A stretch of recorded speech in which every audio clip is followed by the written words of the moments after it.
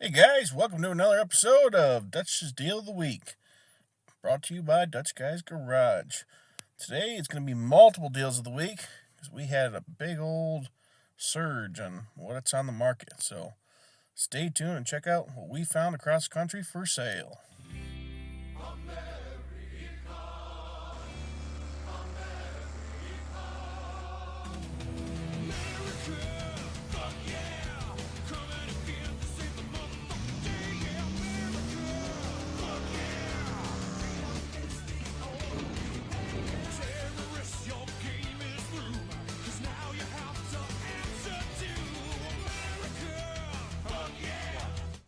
Well, what do you say we get thrown out of an Applebee's?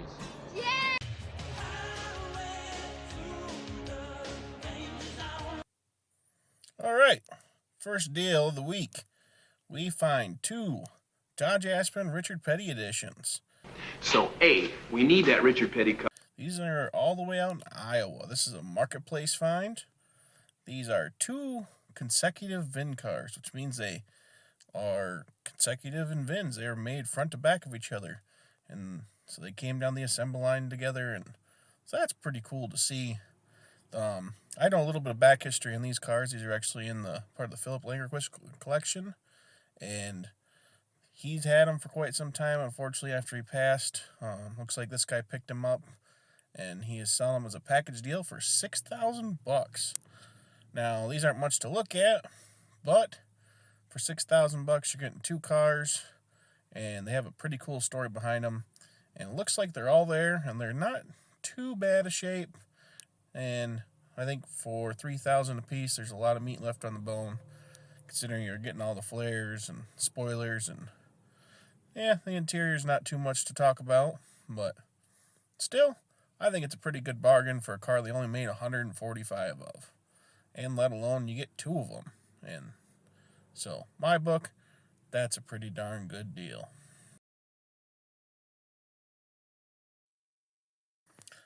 Now, there is a couple more pictures that is in the ad, and it does look like there might be a couple of the original 15x8 wheels on there, but we see a lot of the back blowout glass bars are still there, so maybe some somewhat decent bumpers, but worst comes to worst, I think there's great prospects of maybe building one car out of two.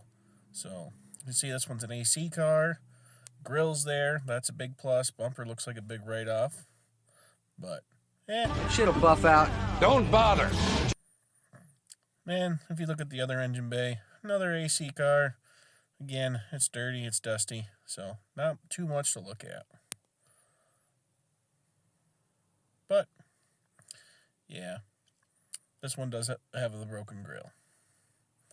But, like I said, I think there's a lot of meat on the bone for these ones. Now, moving on to our next one, we actually have two more Petty cars. Now, these ones are two Plymouths. They're in pretty rough shape. They're in Ohio. These ones are priced a little bit more friendly. I think you might have to be a little bit crazy like me to try and save them, especially being Midwest cars from Ohio. Seller did say they have sat in the field for 20 years, so you can expect the typical bad floors, bad frame rails, and some drivetrains that need some new seals and whatnot. But it does look like we got some flares there. We got all the kit car specific parts. So, for $1,500 a piece, maybe he'll negotiate down to $25. And yeah, maybe look at the prospect of rebodying or, just selling for parts. So again, there's kit car specific parts in the Plymouths. They only made 247 of. So there's guys out there where you can make your bucks back on those. Not too hard. So yeah, looks like these been up in the weeds and wet for quite some time. Maybe some cool yard art. That one does look to have a decent grill, so that would be a good chance to make your money back. And I do spot at least half of a chin spoiler down there. Most of these cars lost their chin spoilers very early in their life, so that is definitely cool to see. So, yeah, looks like some bucket seat cars. No pictures of the engine bays, unfortunately, but you can probably guess that the cowls are probably full of stuff, and engine bays are probably not much to look at, unfortunately. But for $1,500 a piece, I think these would make some pretty good parts cars. Moving on to our next deal of the week, we have a 77 Volare Roadrunner, green in color. This one I know about this car for quite a while. I actually used to know a previous owner. It's changed owners quite a bit since then. It's also for sale on Marketplace for $15,000. Got some nice, police wheels with dog dishes on it. And the focal point of this one does have that 440 in it. So, and it does have power brakes. So kudos to him for being able to pull that one off. It's got a cop motor, 440 cubic inch plant. But yeah, 440 power and a 77 Volare. There's only one thing I don't like about this car, and that's that right there. 76 to 77 and a half. That trunk tells us that's an early car with a hump tank. I don't think hump tanks are worth buying because they don't repop the tanks and they're nothing but problem childs. But this one's been taken pretty good care of, so you might get lucky. Looks like it's got a Roadrunner style shifter in it with a tack and some nice green interior. So, like to see it, and looks like it's a pretty good bang for the buck for $15,000. There's a little bit of information from the owner. So again, looks like a pretty nice street strip car, and looks like it was built right. And last time I seen it, underneath's very nice, and there's no real rot to the car at all. So that's nice to see. Moving on to our next deal of the week. This one's my personal favorite. This one's brought to you by eBay. This is a 1977 Volare Premier.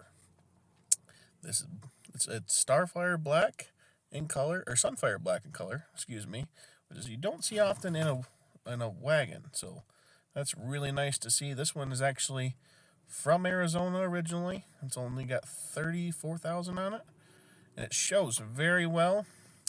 My only bad things I have to say about this is the owner took the pictures on a very cloudy day, and that paint job, you gotta let that thing shine in the sun to put it out there. And for his $20,000 price tag, I'd really like to see maybe some little bit higher quality pictures. The next thing that's a big plus for this car is this GW code interior. Absolutely gorgeous. Not seen in a lot of cars, and it just accents it well. Our 79 Volare actually has the exact same interior, and it is gorgeous. Seats are comfortable. It's like sitting on a couch. We don't see any cracks in the dash.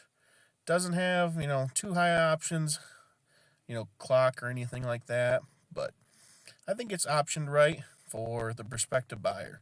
And with that low mileage and being that well taken care of, I would say that $20,000 is a very good deal for this car, assuming it is truly running and driving like the owner says it is.